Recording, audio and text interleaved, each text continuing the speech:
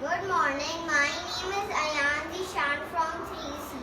I've made this robot out of a can and sprayed the can with silver paint. Then I took a pile of CDs and stick them together with two caps glued on the CD. Then I took a stick and made some teeth on it and joined it on the CD as well.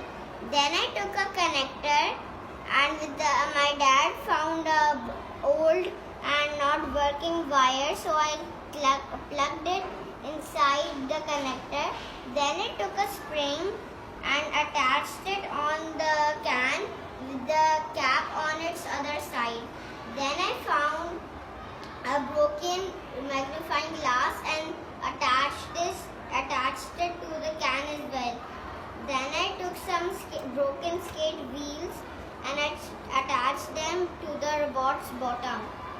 Then what I did, my dad found a clip which was broken from the cycle, and I cut the wings of the aeroplane which wasn't working and sticked it together and also on the bottom of the robot.